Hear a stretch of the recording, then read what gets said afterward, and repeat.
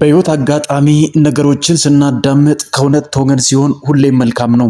ከመፍረድና በአንደኛው ወገን ከመቆም ሙሉ በሙሉ ያሉ ነገሮችን ካጣራም በኋላ በእያንዳንዱ ነገር እርግጠኛ ብንሆን የተሻለ ነው። በኢትዮጵያውያን ዘንድ ቶሎ ብሎ የመፍረድ ባህሪ እንዳለ ቢታወቅም፣ ነገር ግን አንዳንድ ጊዜ በኢትዮጵያውያን ዘንድ የሚነሱ ችግሮች እንደ ችግር ቢታዩም፣ ነገር ግን ነገሮችን ለመወሰንና በሁለቱም ወገን ተበደልኩኝ ወይም በደለኝ እንትና እንዲያደረገብኝ የሚለውን ነገር ለመወሰን የሁለቱንም ወገን ለማዳመጥ ጥረት ብናደርግም፣ ነገር ግን ነገሩ ከዛ አለፍ ብሎ ሁለቱም ወገን የኔ ልክ ነው፣ እኔ ነኝ የተበደልኩት፣ እኔ ነኝ ዋጋ የከፈልኩት የሚሉ ነገሮችን እያስተላለፈ ይቀጥላል።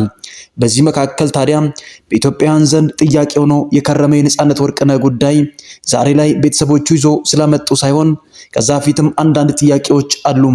በህይወት አጋጣሚ ነጻነት ወርቅነህ እንዴት ህይወቱ አለፈ የሚለው ጥያቄ መልስ የሚፈልግና በኢትዮጵያውያን ዘንድ እኛ የምናውቀው ሳቂታውንና ተጫዋቹን ነጻነት ወርቅነህ ነው።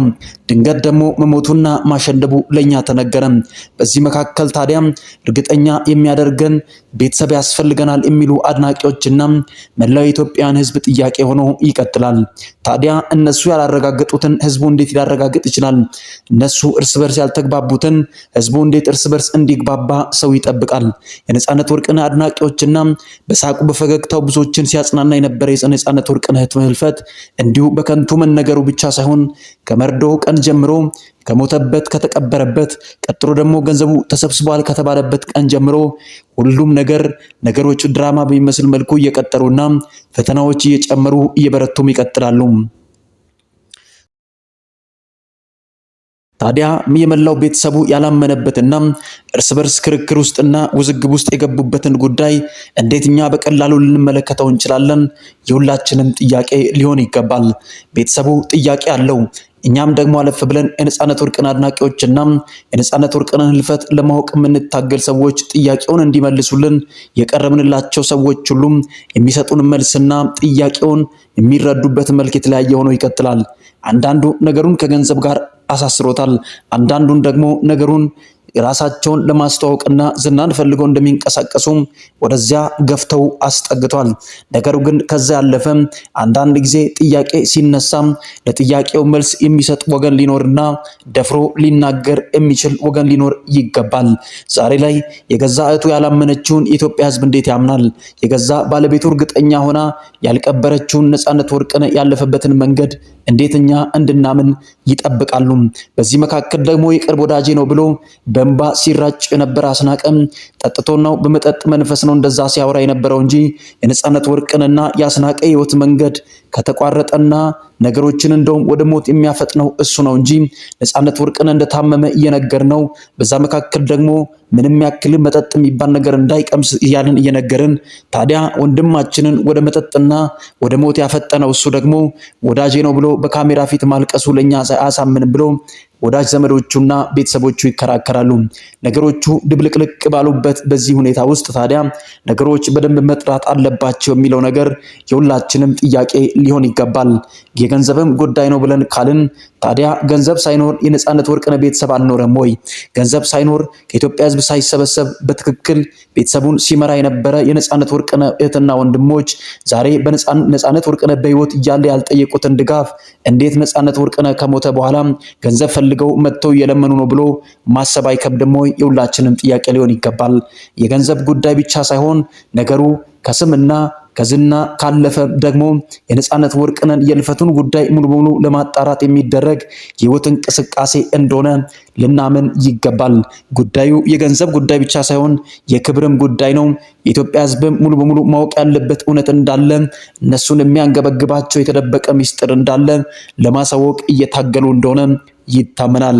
ታዲያ በዚህ መካከል ዛሬ ብቅ የሚሉ ትላንትና ደግሞ እንዳልነበሩ የሚወሩላቸው ሰዎች አሉ። እንደና አስናቀ ያሉ ሰዎች ዛሬ መተቸታቸው ብቻ ሳይሆን አብሮ ተያይዞ መተቸት ያለባቸው ሌላ ሰዎችም አሉ። የነጻነት ወርቅነህ የቅርብ ወዳጅ ነው ተብሎ የተነገረን አስናቀ ከለቅሶ በኋላ ኢቢኤስ ቴሌቪዥን ቀረበ። አለፍ ብሎ ደግሞ ሰይፉ ፋንታሁንም ጋብዞት እንደ እንግዳ ቀርቦ ስለ ነጻነትና ስለ ቤተሰቡ ያወራው ነገር እጅግ የሚያስገርምና ለሰሚ ደግሞ በጎ እንደሆነ የተነገረ ቢሆንም በስተመጨረሻ ደግሞ ቤተሰቡ እንደ ይሁዳ ክዶናል፣ ውሸቱን ነው ብሎ መናገራቸው ነገሩን እጅግ ውስብስብ አያደርገውም ወይ? በእናንተም ዘንድ ሊታወቅ የሚገባ ጉዳይ ነው። ታዲያ ዩቲዩበሮችና ሶሻል ሚዲያ ላይ ያሉ ሰዎች አንድ ነገር ይዞ የሚመጡት ትንሽ ማስረጃ እንኳን ቢኖራቸው ነገር ግን ሳያጣሩ እንዲሁም ያወሩም ቢኖሩም ነገር ግን አንዳንድ ጊዜ ጥቂት ፍንጭ ሲሰጡ ከዛ ቀጥሎ የሚነሱ የፖለቲካም ሆነ የሰው ግለሰባዊ ሁኔታ ሲነሳ ነገሮችን ቶሎ የማዘዋወር ሁኔታ ይፈጠራል። ታዲያ የነጻነት ወርቅነህ ጉዳይ ዛሬ ላይ በቤተሰቡ ክርክር መነሻ ቢያደርግም ዛሬ ግን ወደ ዋናው ጉዳይ ያመራም ይመስላል። ያ ማለት ከተወሰነ ጊዜያቶች በፊት የነጻነት ወርቅነህን ህልፈት ከሰማን በኋላ በሰዓቱ የተነገረ አንድ ጉዳይ ነበር። የነጻነት ወርቅነህ የአስከሬን ምርመራ እንዲደረግለት ወደ ሆስፒታል ተወሰደ የሚል መረጃ ተንቀሳቅሶ ነበር። ያ መረጃ ታዲያ ምን ላይ ደረሰ? ቤተሰቡ ስለ ነጻነት ወርቅነህና ስለ ሚስቱ ሲከራከር አለፍ ብሎ ደግሞ አዲስ ነገሮች ብቅ አሉ። የአስከሬን ምርመራ ታዲያ ተደርጎ አንድ ወር ሙሉ እንዴት ሊዘገይ ቻለ? ከዛም በላይ እንዴት ሊቆይ ቻለ? የሚሉ ጥያቄዎች መሃል ላይ ፍንትው ብሎ መነሳት ጀመሩ። ይህ ደግሞ ዛሬ ላይ አዲስ ነገርና አጃይብ የሚያስብል ነገሮችን ይዞ ብቅ አለ። የተዘጉ ፋይሎች እንዲከፈቱ፣ ዝም ያሉ ነገሮች እንዲንቀሳቀሱ ምክንያት ሆኑ። አንዳንድ ጊዜ የአስከሬን ምርመራ እንዲደረግ ከተነገረላቸው ሰዎች በኋላ ጥቂት እንደቆየ መረጃው ሲግበሰበስና ሲደበቅ የተመለከትነውም ያየነውም ጉዳይ ነው። የነጻነት ወርቅነህ የአስከሬን ምርመራ ምን ላይ ደርሶ ቆመ የሚለው ጥያቄ ዛሬ ደግሞ እልባት ወደ ማግኘት ተቃርቦ እናያለን። በዚህ መካከል ታዲያ አንዳንድ ክርክሮች ቢኖሩም እነሱ ያላበረዱትን ቤተሰብ እርስ በርስ ያልተስማማውን የኢትዮጵያ ሕዝብ ሊደፍነውና መስማት ሊሰለቸው አይገባም። አንድ ጭብጥ ሊኖረው ይገባል። ሚስቱም የምትናገረው ቤተሰቡም የሚናገረው አንድ እስከሚሆን ድረስ የኢትዮጵያ ሕዝብም ስለ ነጻነት ክብር ስላለው ማወቅ ያለበትን ርቀት ይሄዳል የሚሉ ሰዎች ተበራክተዋል። በእውነት ነገሮች ትክክል ናቸው። ነጻነት ወርቅነህ እንዴት ሞተ ከሚለው እስከዚህ ቀጥሎ ደግሞ የተሰበሰበው ገንዘብ ስለሚስቱ ጉዳይ እያንዳንዱ ጥያቄ መልስ ማግኘት አለበት። የሁላችንም ሐሳብ ሊሆን ይገባል። ታዲያ ዛሬ የተሰማ አዲስ መረጃ አለ። ይህ መረጃ ደግሞ እጅግ የሚያስገርመው ትላንትኛ ከጠበቅነው በላይ የውዝግቡን ሙሉ በሙሉ አፍን ሊያዘጋ የሚችል ቀጥሎ ነጻነት ወርቅነህ እንዴት ሞተ ለሚለው ሙሉ መልስ ሊያገኝ እንዲችል የሚያደርጉ ነገሮች ወጥተዋል። እጅግ አስገራሚ ናቸው። በዚህ መካከል ታዲያ የነጻነት ወርቅነህ የልፈቱ አይነት ቢታወቅም ነገር ግን በድንገተኛ ሁኔታ ከስራ ተመልሶ ጁስ ጠጥቶ ሞተ የሚለው ነገር ትልቅ እንቅፋቶችን እና ቀጥሎ ደግሞ ፍንጮችን አሳይቶ እንዳለፈ ዝም ብለን ልናልፈው የምንችለው ጉዳይ እንዳልሆነ ተረዳን። ታዲያ የነጻነት ወርቅነህ እልፈትን አስመልክቶ ነጻነት ወርቅነህ ከመሞቱ በፊት ጁስ ጠጥቶ ነበር የሚለው ነገር ሙሉ በሙሉ መረጋገጡ ተሰምቷል።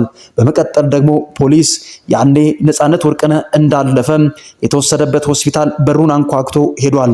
ታዲያ ያኔ የወሰዳችሁት ናሙና ወዴት ነው ተብሎ ቢጠየቅ ዛሬ ሆስፒታሉ ምላሽ ሰጥቷል። የሰጠው ምላሽ እንደዚህ ነው።